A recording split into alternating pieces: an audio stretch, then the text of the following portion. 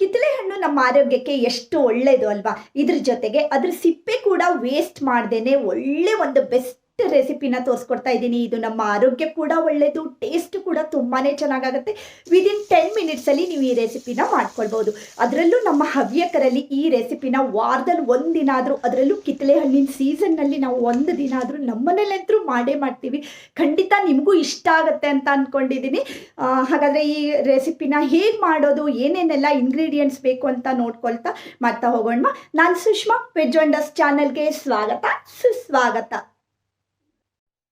First ನಾನಿಲ್ಲಿ ಒಂದು ಕಿತ್ತಳೆ ಹಣ್ಣನ್ನು ತೊಗೊಂಡಿದ್ದೀನಿ. ಚೆನ್ನಾಗಿ ಆರೆಂಜ್ ಕಲರ್ ಇರುವಂಥ ಕಿತ್ತಳೆ ಹಣ್ಣನ್ನು ತೊಗೊಳ್ಳೋಣ. ಈಗಂತೂ ಸೀಸನ್ ಅಲ್ವಾ, ನಮಗೆಲ್ಲ ಕಡೆ ಈ ರೀತಿ ಕಿತ್ತಳೆ ಹಣ್ಣು ಸಿಗ್ತಾನೆ ಇರುತ್ತೆ. ಸೊ ಕಿತ್ತಳೆ ಹಣ್ಣು ಮತ್ತು ಅದರ ಸಿಪ್ಪೆ ಎರಡನ್ನೂ ನಾನು ಇವತ್ತು ಯೂಸ್ ಮಾಡ್ಕೊಳ್ತಾ ಇದ್ದೀನಿ. ಆ್ಯಕ್ಚುಲಿ ಕಿತ್ತಳೆ ಹಣ್ಣಲ್ಲಿ ತುಂಬ ಪೊಟ್ಯಾಷಿಯಮ್ಮು, ಕ್ಯಾಲ್ಶಿಯಮ್ಮು ಮತ್ತು ವಿಟಾಮಿನ್ ಸಿ ಎಲ್ಲ ಇರುತ್ತೆ. ಮತ್ತು ಇದು ನಮಗೆ ರೋಗ ನಿರೋಧಕ ಶಕ್ತಿಯನ್ನು ಹೆಚ್ಚು ಮಾಡ್ಕೊಳ್ಳೋದಕ್ಕೆ ಕೂಡ ತುಂಬಾ ಹೆಲ್ಪ್ ಮಾಡುತ್ತೆ. ಹಾಗೆ ನಾವು ಕಿತ್ತಳೆ ಹಣ್ಣನ್ನು ಯೂಸ್ ಮಾಡಿಕೊಂಡು ಜಿರಳೆಯನ್ನು ಮನೆಯಿಂದಲೇ ಹೇಗೆ ಓಡಿಸ್ಬೇಕು ಹೇಳೋದು ಕೂಡ ಆಲ್ರೆಡಿ ನಾನು ಪೋಸ್ಟ್ ಮಾಡಿದ್ದೀನಿ. ಡಿಸ್ಕ್ರಿಪ್ಷನ್ನಲ್ಲಿ ಲಿಂಕ್ ಇರುತ್ತೆ, ಓಕೆನಾ.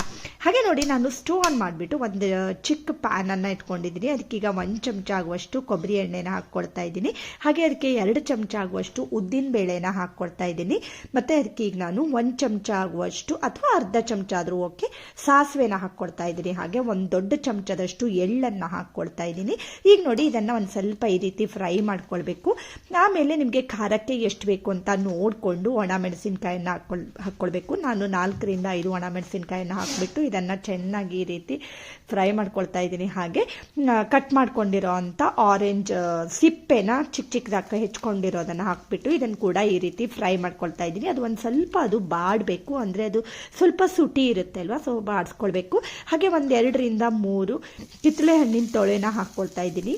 ಇದನ್ನು ಲಾಸ್ಟಲ್ಲಿ ಒಂದು ಸಾರಿ ಹಾಕಿ ಜಸ್ಟ್ ಇದನ್ನು ಒಂದು ಸಾರಿ ಈ ರೀತಿ ಫ್ರೈ ಮಾಡಿಕೊಂಡು ಸ್ಟವ್ ಆಫ್ ಮಾಡ್ಕೊಂಡ್ಬಿಡಿ. ಮತ್ತು ಒಂದು ಸ್ವಲ್ಪ ಇದನ್ನು ತಣ್ಣಗಾಗೋಕೆ ಇಟ್ಕೊಳ್ಳಿ. ಹಾಗೆ ನೋಡಿ, ಒಂದು ಮಿಕ್ಸರ್ ಜಾರ್ಗೆ ನಾನು 1 ಕಪ್ ಆಗುವಷ್ಟು ಫ್ರೆಶ್ ಕೋಕೋನಟ್ಟನ್ನು ಹಾಕ್ಕೊಂಡಿದ್ದೀನಿ. ಅದಕ್ಕೀಗ ಒಂದು ಸ್ವಲ್ಪ ಹುಣಸೆ ಹಣ್ಣಿನ ರಸನ ಹಾಕ್ಕೊಳ್ತಾ ಇದ್ದೀನಿ, ನೆನೆಸಿ ಇಟ್ಕೊಂಡಿರೋ ಅಂಥ ಹುಣಸೆ ಹಣ್ಣು. ಹಾಗೆ ಫ್ರೈ ಮಾಡ್ಕೊಂಡಿರೋ ಅಂಥ ಮಸಾಲಾನ ಇದಕ್ಕೆ ಹಾಕ್ಕೊಳ್ತಾ ಇದ್ದೀನಿ. ಆ್ಯಕ್ಚುಲಿ ಆರೆಂಜು ನಮಗೆ ವೆಯ್ಟ್ ಲಾಸ್ ಮಾಡ್ಕೊಳ್ಳೋದಕ್ಕೆ ತುಂಬ ಹೆಲ್ಪ್ ಆಗುತ್ತೆ. ಹಾಗೆ ಅದರಲ್ಲಿ ಫಾಲಿಕ್ ಆ್ಯಸಿಡ್ ಜಾಸ್ತಿ ಇರೋದ್ರಿಂದ ಪ್ರೆಗ್ನೆಂಟ್ ಇರೋರಿಗೆ ಕೂಡ ತುಂಬ ಒಳ್ಳೆಯದು ಆರೆಂಜು. ಹಾಗೆ ನೋಡಿ, ಒಂದು ಸ್ವಲ್ಪ ನೀರನ್ನು ಹಾಕಿಬಿಟ್ಟು ಇದನ್ನು ನೈಸಾಗಿ ಈಗ ರುಬ್ಕೊಂಡು ಬರೋಣ. ಈ ರೀತಿ ನೋಡಿ, ನಾನು ಇದನ್ನು ನೈಸಾಗಿ ರುಬ್ಕೊಂಡಿದ್ದೀನಿ. ನೆಕ್ಸ್ಟ್ ನೋಡಿ, ನಾನು ಪುನಃ ಸ್ಟವ್ ಆನ್ ಮಾಡಿಕೊಂಡು ಒಂದು ಕಡಾಯಿನ ಇಟ್ಕೊಳ್ತಾ ಇದ್ದೀನಿ. ಅದಕ್ಕೀಗ 2 ರಿಂದ 3 ಚಮಚ ಆಗುವಷ್ಟು ಎಣ್ಣೆನ ಹಾಕ್ಕೊಳ್ತಾ ಇದ್ದೀನಿ. ನಾನು ಕೊಬ್ಬರಿ ಎಣ್ಣೆನ ತೊಗೊಂಡಿದ್ದೀನಿ, ನೀವು ಯಾವುದೇ ಎಣ್ಣೆನಾದರೂ ತೊಗೊಳ್ಬೋದು.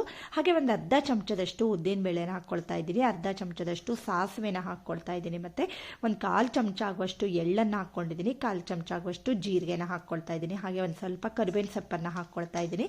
ಈಗ ನೋಡಿ, ಇದನ್ನು ಒಂದು ಸ್ವಲ್ಪ ಈ ರೀತಿ ಫ್ರೈ ಮಾಡ್ಕೊಳ್ಳೋಣ. ಇದು ಮಾಡೋದು ಕೂಡ ತುಂಬ ಸುಲಭ, ಟೇಸ್ಟ್ ಕೂಡ ತುಂಬಾ ಚೆನ್ನಾಗಿರುತ್ತೆ. ಹಾಗೆ ಒಂದು ಚಿಕ್ಕ ಪೀಸು ಒಣ ಮೆಣಸಿನ್ಕಾಯಿನ ಹಾಕ್ಕೊಂಡಿದ್ದೀನಿ. ಇದನ್ನು ಅಷ್ಟೇ ಈ ರೀತಿ ಫ್ರೈ ಮಾಡ್ಕೊಳ್ಬೇಕು. ಆಗಲೇ ನಾವು ರುಬ್ಬುವ ಕೂಡ ಹಾಕ್ಕೊಂಡಿದ್ವಿ ಅಲ್ವಾ. ಹಾಗೆ ಈಗಾಗಲೇ ನಾನು ಸಾಕಷ್ಟು ರೀತಿಯ ಹವ್ಯಕ ರೆಸಿಪಿಗಳನ್ನು ಕೂಡ ಪೋಸ್ಟ್ ಮಾಡಿದ್ದೀನಿ, ಸಾಕಷ್ಟು ಗೊಜ್ಜು ರೆಸಿಪಿಗಳನ್ನು ಕೂಡ ಪೋಸ್ಟ್ ಮಾಡಿದ್ದೀನಿ. ನೀವೇನಾದರೂ ಫಸ್ಟ್ ಟೈಮ್ ನನ್ನ ಚಾನಲ್ನ ನೋಡ್ತಾ ಇದ್ದರೆ ದಯವಿಟ್ಟು ಸಬ್ಸ್ಕ್ರೈಬ್ ಮಾಡ್ಕೊಳ್ಳಿ. ಒಳ್ಳೊಳ್ಳೆ ವೀಡಿಯೋಸ್ಗಳು, ರೆಸಿಪಿಗಳು, ವ್ಲಾಗ್ಸ್ಗಳನ್ನು ನೀವು ನನ್ನ ಚಾನಲ್ನಲ್ಲಿ ನೋಡ್ಕೊಳ್ಬೋದು. ನೋಡಿ, ನಾನು ಅದೇ ಮಿಕ್ಸರ್ ಜಾರ್ಗೆ ಪುನಃ ಒಂದು ಸ್ವಲ್ಪ ನೀರನ್ನು ಹಾಕ್ಕೊಳ್ತಾ ಇದ್ದೀನಿ. ಯಾಕೆಂದರೆ ಮಿಕ್ಸರ್ ಜಾರ್ ಕೂಡ ತುಂಬ ಮಸಾಲ ಇತ್ತಲ್ವ, ಅದಕ್ಕೋಸ್ಕರ. ಹಾಗೆ ನಿಮಗೆ ಕನ್ಸಿಸ್ಟೆನ್ಸಿ ಯಾವ ರೀತಿ ಬೇಕು ಅಂತ ನೋಡಿಕೊಂಡು, ಕೆಲವೊಬ್ಬರಿಗೆ ಸ್ವಲ್ಪ ತಿಕ್ಕಾಗಿದ್ದರೆ ಎಷ್ಟಾಗುತ್ತೆ, ಕೆಲವೊಬ್ಬರಿಗೆ ಸ್ವಲ್ಪ ತಿಳು ಇದ್ದರೆ ಎಷ್ಟಾಗುತ್ತೆ ಅಲ್ವಾ. ಸೊ ನಿಮಗೆ ದೋಸೆ ಮತ್ತು ಚಪಾತಿಗೆ ಅಂತಂದರೆ ಸ್ವಲ್ಪ ತಿಕ್ಕಾಗಿ ಇಟ್ಕೊಳ್ಬೋದು. ಹಾಗೆ ನೋಡಿ, ಇದಕ್ಕೆ ನಾನು ರುಚಿಗೆ ತಕ್ಕಷ್ಟು ಉಪ್ಪನ್ನು ಹಾಕ್ಕೊಳ್ತಾ ಇದ್ದೀನಿ. ಆ್ಯಕ್ಚುಲಿ ನಾವು ಆರೆಂಜನ್ನು ಜಾಸ್ತಿ ಯೂಸ್ ಮಾಡೋದ್ರಿಂದ ನಮಗೆ ಸ್ಕಿನ್ನು ಗ್ಲೋ ಬರೋದಕ್ಕೆ ತುಂಬ ಹೆಲ್ಪ್ ಆಗುತ್ತೆ. ಹಾಗೆ ಅರ್ಧ ಚಮಚದಷ್ಟು ಅರಿಶಿಣ ಪುಡಿಯನ್ನು ಕೂಡ ಹಾಕ್ಕೊಂಡಿದ್ದೀನಿ. ಈಗ ನೋಡಿ, ಇದನ್ನು ಒಂದು ಸರಿ ಈ ರೀತಿ ಚೆನ್ನಾಗಿ ಬಾಯ್ಲ್ ಆಗೋದಕ್ಕೆ ಇಟ್ಕೊಳ್ಬೇಕು. ಆಲ್ರೆಡಿ ನಾನು ನೋಡಿ ದೊಡ್ಡಪತ್ರೆ ಎಲೆಯಿಂದ ಗೊಜ್ಜನ್ನು ಹೇಗೆ ಮಾಡಬೇಕು, ದೊಡ್ಡಪತ್ರೆ ಎಲೆಯಿಂದ ನಾವು ಯಾವ್ಯಾವ ರೀತಿ ಔಷಧಿಗಳನ್ನು ಮನೆಯಲ್ಲೇ ರೆಡಿ ಮಾಡ್ಕೊಳ್ಬೋದು ಹೇಳುವಂಥ ವಿಡಿಯೋವನ್ನು ಪೋಸ್ಟ್ ಮಾಡಿದ್ದೀನಿ. ಹುಣಸೆ ಹಣ್ಣಿಂದ ಗೊಜ್ಜನ್ನು ಹೇಗೆ ಮಾಡ್ಕೊಳ್ಬೇಕು, 1 ವಾರದವರೆಗೆ ಅದನ್ನು ಹೇಗೆ ಇಟ್ಕೊಳ್ಬೇಕು ಹೇಳೋದನ್ನು, ಹಾಗೆ ಅರಿಶಿಣ ಕೊಂಬಿನಿಂದ ಗೊಜ್ಜನ್ನು ನಾವು ಹವ್ಯಕರಲ್ಲಿ ಹೇಗೆ ಮಾಡ್ತೀವಿ ಹೇಳೋದನ್ನು ಕೂಡ ಆಲ್ರೆಡಿ ಪೋಸ್ಟ್ ಮಾಡಿದ್ದೀನಿ. ಇದೆಲ್ಲ ಡಿಸ್ಕ್ರಿಪ್ಷನ್ನಲ್ಲಿ ಲಿಂಕ್ ಬೇಕಿರುತ್ತೆ. ಹಾಗೆ ನೋಡಿ, ಇದು ಬಾಯ್ಲ್ ಆಗ್ತಾ ಇರುವಾಗಲೇ ಇದಕ್ಕೆ ಈಗ ನಾನು 1 ಸೌಟ್ನಷ್ಟು ಜೋನಿ ಬೆಲ್ಲನ ಹಾಕ್ಕೊಳ್ತಾ ಇದ್ದೀನಿ. ಆ್ಯಕ್ಚುಲಿ ಇದು ಉಪ್ಪು, ಹುಳಿ, ಸಿಹಿ, ಖಾರ ಇದು ಎಲ್ಲದ್ರ ಜೊತೆಗೆ ಎಷ್ಟು ಟೇಸ್ಟಿಯಾಗಿರುತ್ತೆ ಗೊತ್ತಾ. ಈ ರೀತಿ ನೋಡಿ ಇದನ್ನು ಚೆನ್ನಾಗಿ ಮಿಕ್ಸ್ ಮಾಡ್ಕೊಳ್ಬೇಕು. ಸಪೋಸ್ ಇದು ಸ್ವಲ್ಪ ಖಾರ ಜಾಸ್ತಿ ಇತ್ತು ಅಂತಾದರೆ ಪುನಃ ಇನ್ನೊಂದು ಸ್ವಲ್ಪ ಬೆಲ್ಲನ ಹಾಕ್ಕೊಳ್ಬೋದು. ಕೆಲವೊಬ್ಬರಿಗೆ ಬೆಲ್ಲ ಇಷ್ಟ ಇಲ್ಲ ಅಂತ ಅಂದರೆ, ಸಪ್ಪೆನೇ ಇಷ್ಟ ಆಗುತ್ತೆ ಅಂತಂದರೆ ಬೆಲ್ಲ ಕೂಡ ಸ್ಕಿಪ್ ಮಾಡ್ಕೊಳ್ಬೋದು, ಓಕೆನಾ. ಬಟ್ ಬೆಲ್ಲ ಹಾಕಿದ್ರೇ ತುಂಬ ಟೇಸ್ಟಿಯಾಗಿ ಬರುತ್ತೆ. ಈಗ ನೋಡಿ ಇದನ್ನು ಚೆನ್ನಾಗಿ ಒಂದು 5 ನಿಮಿಷ ಈ ರೀತಿ ಬಾಯ್ಲ್ ಮಾಡ್ಕೊಳ್ಬೇಕು. ಅಂದರೆ ಕ್ವಾಂಟಿಟಿಯಲ್ಲಿ ಅದು ಬಾಯ್ಲ್ ಆಗ್ತಾ ಆಗ್ತಾ ಸ್ವಲ್ಪ ಕಡಿಮೆ ಆಗಬೇಕು, ಓಕೆನಾ. ಈ ರೀತಿ ಇದನ್ನು ರೆಡಿ ಮಾಡಿಕೊಂಡು ಸ್ಟವ್ ಆಫ್ ಮಾಡ್ಕೊಂಡ್ಬಿಡಿ. ಸೊ ಫ್ರೆಂಡ್ಸ್, ಹವ್ಯಕರ ಕಿತ್ತಳೆ ಸೊಪ್ಪಿನ ಗೊಜ್ಜನ್ನು ಹೇಗೆ ಮಾಡೋದು ಅಂತ ಕಲ್ತ್ಕೊಂಡು ಬಂದ್ರಿ ಅಲ್ವಾ. ಖಂಡಿತ ನೀವು ಒಮ್ಮೆ ಟ್ರೈ ಮಾಡಿ, ಹೇಗೆ ಬಂತು ಅಂತ ಕಮೆಂಟ್ ಬಾಕ್ಸ್ನಲ್ಲಿ ಕಮೆಂಟ್ ಮಾಡಿ. ಇವತ್ತಿನ ವಿಡಿಯೋ ಏನಾದರೂ ನಿಮಗೆ ಇಷ್ಟ ಆದರೆ ಲೈಕ್ ಮಾಡಿ, ಶೇರ್ ಮಾಡಿ ಮತ್ತು ಸಬ್ಸ್ಕ್ರೈಬ್ ಮಾಡಿ. Thank you for watching.